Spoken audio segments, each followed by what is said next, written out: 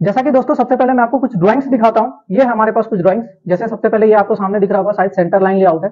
फिर इसके बाद और भी हमारे पास ड्राइंग है जो कि हमारा पूरा फ्लोर प्लानिंग है, जिसको कि हम लोग क्या बोलते हैं, आर्किटेक्चरल ड्राइंग। ऐसे ही हमारे पास बहुत सारे ड्राइंग है। जैसे आप नीचे देखेंगे तो बीम का भी ड्राइंग्स आपको दिखेंगे। ये आपके सामने स्टेयरकेस का ड्राइंग है। फिर जैसे जाएंगे नीचे आपके, ये आपके बीम के ड्राइंग्स दिखेंगे। ये सारे तो बहुत सारे आपके पास क्या है, ड्राइंग्स है। और ड्राइंग्स के अलावा मैं आपको और एक चीज दिखाता हूँ जो है हमारे पास मॉडल्स। अब ये जो हमारे पास जो ड्राइंग मैंने आपको दिखाया, सेम इस ड्राइंग का आपके पास 3D मॉडल होता है, जिस मॉडल की हेल्प से जो हमारे ट्रेनिंग इंजीनियर्स हैं उन लोगों ने 15 डेज में एस्टिमेशन को कंप्लीट किया।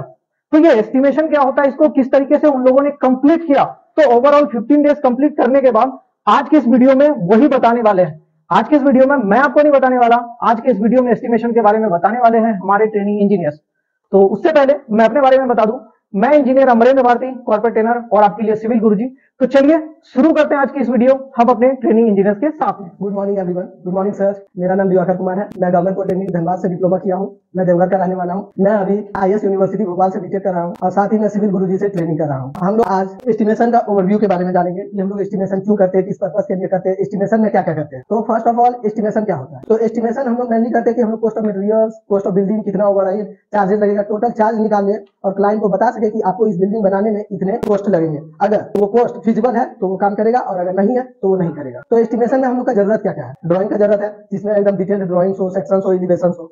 दूसरा cost of materials, cost of labour जानना जरूरी है। तीसरा SOR, शेड्यूल ऑफ रेट्स, जिससे हम लोग रेट्स के बारे में जानते हैं, रेट्स लेते हैं। हम लोग एक सिंपल बिल्डिंग के बारे में एस्टिमेशन जानते हैं। तो एस्टिमेशन का शुरुआत होता है सबसे पहले साइट हम लोग देखते हैं, क्लाइंट जो अपना साइट दिखाता है उस साइट को देखने के बाद हम लोग उसको मेजर करते हैं, उसके बाद उसका क्लीनिंग करते हैं। तो साइट क्लीनिंग जब हम लोग करते हैं, साइट क्लीनिंग क्यों जरूरी है, उसमें पेड़ पौधे, वेजिटेशन, रॉक्स कुछ भी हो सकते हैं, तो साइट क्लीनिंग इंपोर्टेंट है। और जब हम लोग साइट क्लीनिंग करते हैं तो वो जो एरिया स्पेसिफाइड होता है उससे 1 मीटर एक्स्ट्रा लेते हैं चारों साइड। तो साइट क्लीनिंग हम लोग का हो गया। साइट क्लीनिंग के बाद हम लोग सेंटर लाइन लेआउट से उसके फाउंडेशन, फुटिंग्स, कॉलम्स, ये सब के बारे में जानेंगे। तो हम लोग का लेआउट हो गया। उसके बाद जब सेंटर लाइन के बाद सेंटर लाइन के मेथड से हम लोग फाउंडेशन, फुटिंग्स के बारे में जानेंगे।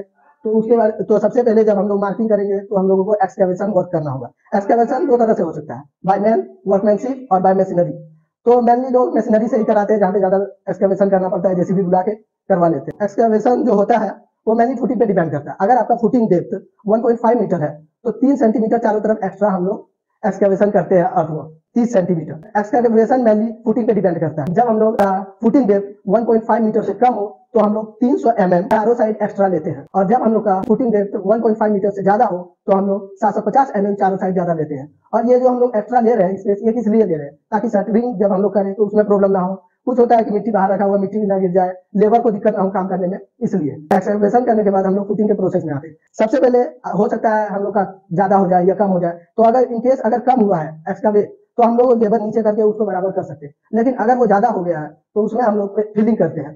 और फिलिंग जब करते हैं तो बाहर से सॉइल मंगा के फिल करते हैं, फिर उसको कॉम्पैक्ट करते हैं कि हार्ड स्ट्रक्चर प्रोवाइड करें, बाद में वो मॉइस्चर गेन करके हमारे फुटिंग को सेटल ना कर दे, सेटल डाउन ना कर दे। Hello guys, good morning sir. मेरा नाम अभिषेक प्रकाश है। मैं गोड्डा झारखंड का रहने वाला हूँ। मैं 2021 में बीटेक पास आउट हूँ और मैं अभी सिविल गुरुजी में मैंने ट्रेनिंग करने के लिए मैं सिविल गुरुजी में आया हूँ बिल्डिंग नॉलेज के लिए। और मेरा 1 साल का एक्सपीरियंस है on road side construction line, जिसमें मैंने बहुत कुछ सीखा। मैंने सोचा कि मैंने बहुत जगह सुना था, बहुत जगह मैंने देखा सिविल गुरुजी एक बहुत अच्छा प्लेटफॉर्म है जिसकी वजह से आपको एक प्रोफेशनल इंजीनियर का नॉलेज आपको प्रोवाइड किया जाता है हर एक ट्रेनर, हर एक सर के साथ। तो गाइस आज मैं स्टार्ट करने वाला हूँ साइट मेजरमेंट को लेकर के। हम लोग जो बिल्डिंग बनाते हैं, बिल्डिंग बनाने से पहले हमने क्लाइंट से बात करना है, क्लाइंट का बजट क्या है ये पता करना है। हम लोग पहले बिल्डिंग का जो है एस्टिमेट तैयार करेंगे, एस्टिमेट के बाद कॉस्ट तैयार करेंगे। अगर क्लाइंट के पास एग्जांपल फॉर अगर बिल्डिंग का कॉस्ट हमारा पूरा आ रहा है 45 लाख और क्लाइंट से बात करने में पता चला उसके पास 30 लाख है, तो क्लाइंट को बोलेंगे पहले आप प्रॉपर वे से अपना पूरा पेमेंट क्लियर कर लीजिए, उसके बाद ही बिल्डिंग में हाथ लगाइएगा। क्योंकि इससे क्या होता है क्या कि काम अगर आधा में रुक जाए तो प्रॉब्लम हो सकता है। तो गाइस हम इस टॉपिक को लेते हुए मैं स्टार्ट कर रहा हूँ बिल्डिंग लाइन को लेकर के। मैं कंस्ट्रक्शन जहां स्टार्ट होगा उसका लेआउट मैंने आपके लिए स्टार्ट कर रहा हूँ। पहले क्लाइंट से बात कर लेने के बाद सबसे पहले साइट पे जाना है। साइट पे जाने के बाद वहां पे मैंने देखूंगा, वहां पे पहले हम क्लियर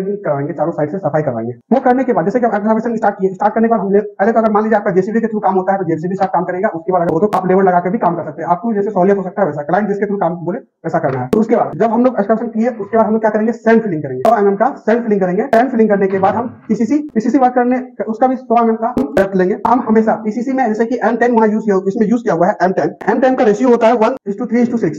तो इसमें जो एग्रीगेट यूज होगा, सीसी में हमारा एग्रीगेट यूज होता है 40 mm। अब उसके बाद क्या करेंगे, अब हमारा काम आता है फुटिंग का। हम उसमें क्या करेंगे, सबसे पहले हम सेंटर पॉइंट मेजर कर लेंगे। सेंटर पॉइंट मेजर करने के बाद हम स्टील प्रोवाइड करेंगे। स्टील प्रोवाइड करने के बाद हम कॉलम का ज्वाइंट करेंगे। ज्वाइंट करने के बाद अब हमारा आ जाता है सर्फिंग लगाने का। मैंने कहा था 300 mm छोड़ने का मतलब है कि हमारा सर्फिंग अच्छे से प्रोवाइड हो सके, जिससे कोई दिक्कत ना हो। सर्फिंग लगाने के बाद हमारा सबसे पहले आ जाता है ये रेक्टेंगल। रेक्टेंगल लग रहा है, उसके ऊपर देखिएगा ट्रैपेजोइडल आ जाता है। तो अब इसका एक फॉर्मूला होता है, तो इसका हम पहले ये कर लेंगे, क्या कहते हैं, इसका जो हम क्वांटिटी निकालेंगे, ठीक है। क्वांटिटी निकालने के बाद अब इसका भी निकालना पड़ेगा। इसका एक फॉर्मूला होता है D/3 into A1 plus A2 plus root under A1 into A2। ये हमारा फॉर्मूला है। हेलो इंजीनियर्स, जोहार झारखंड से। मेरा नाम शुभम बनर्जी, मैं धनबाद का रहने वाला हूं और मैं यहाँ रांची ब्रांच में सिविल गुरुजी के साथ ट्रेनिंग के लिए आया हुआ हूं। हमारा यहाँ पे बैच स्टार्ट हुआ था 2 जनवरी एंड अभी तक आज 15 तारीख है। हम लोग 14 दिन यहाँ पर पार कर चुके हैं। इन 14 दिनों में हम लोगों ने एस्टिमेशन के बारे में जाना कि एस्टिमेशन क्यों करते हैं, क्या होता है एस्टिमेशन में, एंड पूरे बिल्डिंग के प्रोसेस को जाना कि कहाँ से स्टार्ट करके कहाँ तक जाते हैं।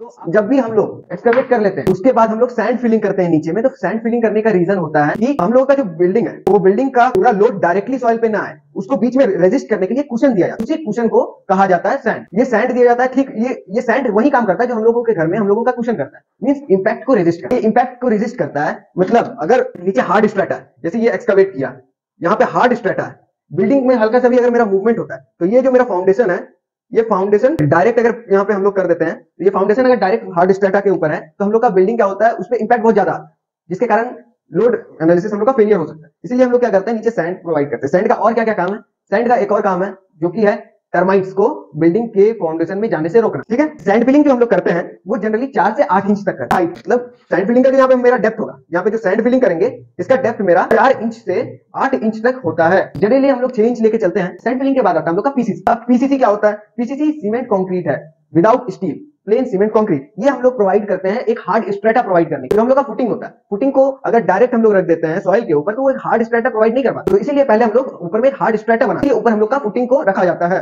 हेलो गुड मॉर्निंग, मैं राशिद अहमद, सिविल इंजीनियर, चेन्नई से पास आउट हुआ हूँ। कितने टाइप के प्लास्टर होते हैं, how many type of plaster I am going to explain you today sir. Okay, so there are 3 type of plaster. First of all 6 mm plaster, then 12 mm and then 15 mm। 15 mm plaster होता है वो किस लिए होता है, वो इसलिए होता है कि रफ सरफेस को प्रोवाइड, रफ सरफेस के लिए जो प्लास्टिक हो उसके लिए वो सही होता है। और 12 mm सिर्फ एज यूजुअल वो 12 mm जो होता है हमारा वो स्मूथ सरफेस के लिए होता है। इसका रेशियो जो होता है हम लोगों का तो वो होता है 1:4 से लेकर 1:5। और हमारा 6 mm जो प्लास्टर होता है वो होता है हमारा सेलिंग के लिए, सेलिंग के लिए या कंक्रीट वॉल के लिए। यहाँ पे तो नहीं, लेकिन कंक्रीट वॉल कई जगहों पे प्रोवाइड किया जाता है, हमारे इस एरिया में नहीं लेकिन इंडिया में और कई जगहों पे कंक्रीट वॉल भी पेरीविडा के थ्रू हम लोग को बनाया जाता है। सो हम लोग उसमें क्या करेंगे, हम लोग उसमें प्रोवाइड करेंगे 6 mm वॉल थिकनेस का प्लास्टर, जिसमें हम लोग का रेशियो जो रहेगा वॉल प्लास्टर के लिए वो रहेगा रेशियो 1:3। जो आपका सैंड सीमेंट रहेगा ये 1 और ये रहेगा सैंड, तो इसका रेशियो हमारा है। तो ये 3 types of cement plaster work के लिए यूज होता है। Plaster work 6 mm, then 12 mm, then 15 mm। अब ये तो हो गया प्लास्टर की बात। अब इसमें डिडक्शन, जैसे मान लीजिए अगर हम किसी वॉल को लेते हैं, कोई भी वॉल हमारा ही, हम लोगों ने जो कुछ किया है उसके बारे में आपको बताना चाहेंगे। ये देखिए हम लोग बहुत सारा ये बनाया है, इसमें हमारा मास्टर बेडरूम भी है। अब इसका मेजरमेंट लेकर हम आपको बताते हैं क्या साइज है हम लोग बनाया। इसका साइज 1600 mm है, जिसको mm में चेंज करने के बाद 3.6 मीटर, ठीक है। और एज यूजुअल ये है ये लेंथ हो गया, ये ब्रेथ है, इसका वेट जो है वो है 3000 mm, जो आप 3 मीटर लेंगे। इसका conversion of mm to metre.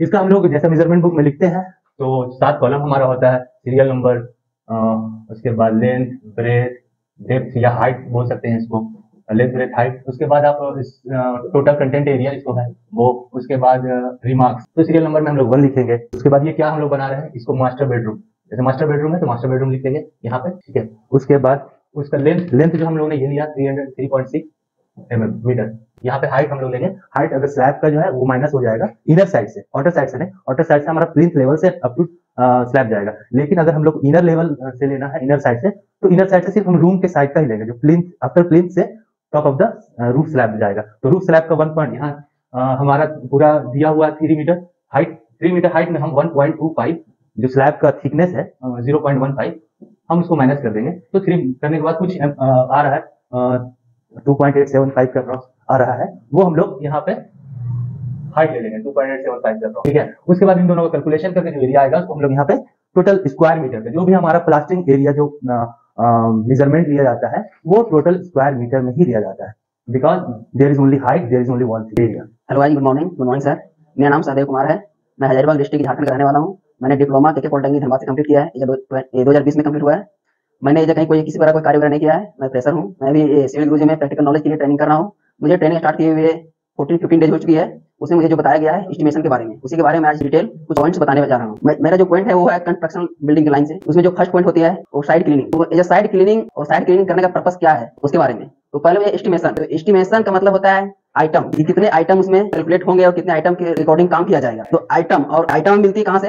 Estimation जब निकालते हैं उसमें आइटम के बारे में जो बताया जाता है कि कौन कौन से आइटम में लगेगी, उसे में आइटम मिल जाती है। और उसके बाद में चाहिए रेट। तो रेट के लिए एस्टिमेशन जो आइटम निकली है उससे रेट मल्टीपल होती है। तो रेट हमें कहाँ से मिलेगी? रेट मिलती है हमें SOR, शेड्यूल ऑफ रेट्स, उसे हमें रेट मिल जाती है। और आइटम्स और रेट को मल्टीपल करते हैं तो उसमें मिल जाती है अमाउंट। अमाउंट हमें कितनी चाहिए total building good morning sir. Good morning guys. मेरा नाम राजेश कुमार है और मैं गोमू का रहने वाला हूँ। और मैंने अपना बीटेक गुरु गोविंद सिंह इंजीनियरिंग कॉलेज बोकारो से किया है। 2017 में पास आउट हूँ। और इससे यहाँ से आने से पहले मैंने कहीं जॉब नहीं किया। तो अभी तक हमने क्या क्या पढ़ा उसके बारे में थोड़ा डिटेल। साइड क्लीनिंग के लिए हम लोगों ने लेंथ दिया हुआ था। लेंथ हमारा ड्राइंग में सारा कुछ दिया हुआ है। लेंथ 17.8 और ब्रीथ दिया हुआ है 12.5। लेंथ ब्रीथ इससे हम पूरा एरिया मेजर कर सकते हैं। और अकॉर्डिंग टू CPWD कहता है कि 1 मीटर एक्स्ट्रा लेते हैं। एक्स्ट्रा इसलिए लेते हैं क्योंकि जो एक्सकवेट करते हैं उसमें मिट्टी फिर से गिर ना जाए और लेबर को दिक्कत ना हो पाए, इसलिए 1 मीटर एक्स्ट्रा लेते हैं। इसलिए हम 1 मीटर इसमें एक्सटेंड कर देते हैं। 1 मीटर दोनों तरफ चारों तरफ से एक्सटेंड करते हैं। उसके बाद हम लोग करते हैं एक्सकवेशन में हम लोग को दिया हुआ है टोटल एक्सकवेशन F1 F2 कितना लेते हैं। एक्सकवेशन में पूरा दिया हुआ है। एक्सकवेशन में F1 और F1 दिया हुआ हमारा। F1 हम लोग काउंट करते हैं F1 कितना दिया हुआ है और F2 कितना दिया हुआ है। F1 हम लोग का दिया हुआ है 16, जहां हम लोग लिखते हैं नंबर, लेंथ, ब्रीथ और हाइट और एरिया। ये हम लोग मेजरमेंट बुक में इसी तरह से हम लोग मेजर करते हैं, एस्टिमेशन किस तरह से निकालते हैं। तो लेंथ दिया हुआ है हमारा इसका F1 का 1.8 और ब्रीथ दिया हुआ है 1.8। तो और F2 का दिया हुआ है 1.5 और 1.5। एक्सकवेशन करने के लिए हम लोग 2 स्टेप लगता है। सबसे पहला 1.5 एक्चुअली डेप्थ रहता है तो हम लेते हैं 0.3 mm एक्स्ट्रा लेते हैं चारों तरफ। अगर 1.5 से ज्यादा होता है तो हम लेते हैं 750 mm चारों तरफ है। यहाँ पर हम लोग को दिया हुआ 1.5 तो हम लोग लेंगे 0.3 चारों तरफ एक्सटेंड कर देते हैं। और हाइट हम लोग को दिया हुआ है 1.5 मीटर। 1.5 मीटर लेते हैं तभी हम लोग 0.3 चारों तरफ एक्सटेंड करते हैं। अगर इससे ज्यादा होता तो 750 mm लेते हैं एक्स्ट्रा। उसके बाद हम लोग करते हैं, उसके बाद हम लोग एरिया फाइंड हो जाता है क्यूबिक मीटर में। हेलो दोस्तों, ये मैं अमित कुमार रामगढ़ से हूँ।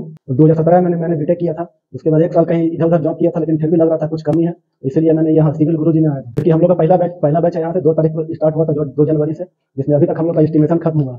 उसी एस्टिमेशन से मैं टॉपिक थोड़ा समझाने की कोशिश कर रहा हूँ, स्लैब बीम कंक्रीट का कैसे निकलता है। तो जैसा कि आप लोग देख रहे हैं स्लैब बीम का ये ड्राइंग है, इसमें जिसका नाम दिया SB1 से SB16 तक 16 पीस इसमें बीम है। इसी का मैं बता रहा हूँ इसमें कंक्रीट कैसे निकलेगा। जैसा कि आप लोग देख रहे हैं स्लैब बीम का ये नेम दिया गया SB1 SB2 SB3 SB4। इसी तरह ये SB16 तक जाएगा, जिसका लेंथ है SB1 का 2.5, ब्रेथ है 0.25, डेप्थ है 0.35।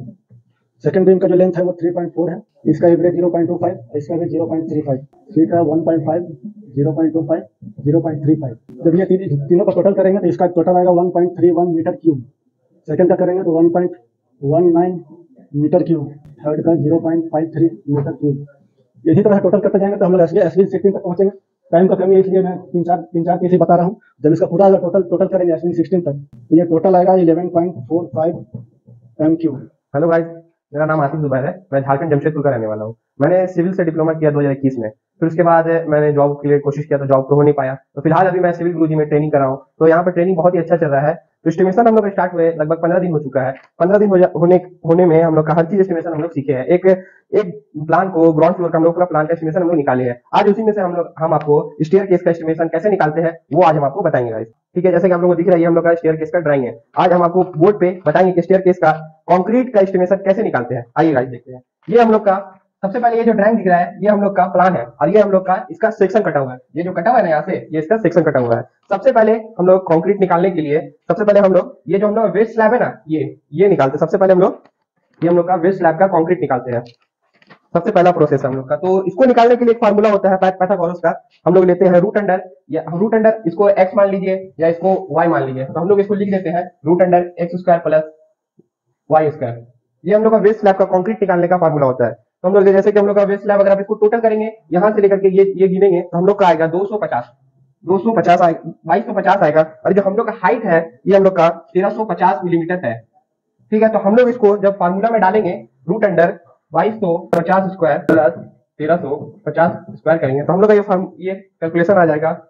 ये हम लोग इसको 2600 इसको हम लोग मिलीमीटर में चेंज कर देंगे 2.62। तो ये हम लोग का क्या हो गया, ये हम लोग का एक क्लियर स्पान हो गया वेस्ट स्लैब का। तो हम लोग का फार्मूला होता है, ये निकलता है हम लोग का क्यूबिक मीटर में। हम लोग का फार्मूला होता है number of atom into length into width into depth. ये हम लोग का फार्मूला होता है। तो हम लोग का वेस्ट स्लैब यहाँ भी है और यहाँ भी है, तो हम लोग का number of atom waste slab का नंबर ऑफ आइटम हो जाएगा 1 और 1 2 हो जाएगा। ये हम लोग का वेस्ट स्लैब का नंबर ऑफ आइटम 2 हो जाएगा। और हम लोग का क्लियर स्पान जो हम लोग का ये है लेंथ, वो टोटल इसका ये पाइथागोरस फार्मूला से निकाले तो ये टोटल आया हम लोग का 2.62 आया। फिर हम लोग अभी देखेंगे इसमें कि हम लोग ये जो डेप्थ है ये इसको हम लोग लेंथ बोलते हैं, ये हम लोग कितने का, ये हम लोग का ड्राइंग एज पर ड्राइंग में लिखा हुआ है 1175। तो हम लोग इसको मीटर में कन्वर्ट करेंगे तो 1.175 आएगा।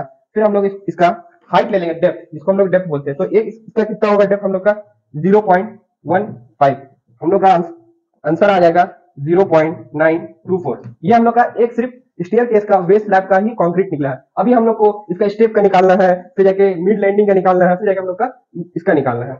आई थिंक आपने ये सारा टेक्निकल इन्फॉर्मेशन को समझा होगा जो हमारे ट्रेनिंग इंजीनियर्स ने पूरा कंप्लीट किया। तो अगर आप इन चीजों को सीखना चाहते हो या हमारे साथ जुड़ना चाहते हो तो कॉल कर सकते हैं 9111001234 पर और रजिस्ट्रेशन करा सकते हैं। इस टेक्निकल इन्फॉर्मेशन देखने के लिए बहुत बहुत धन्यवाद। मिलेंगे अगले वीडियो में एक अगले इन्फॉर्मेशन के साथ, तब तक के लिए जय हिंद जय भारत।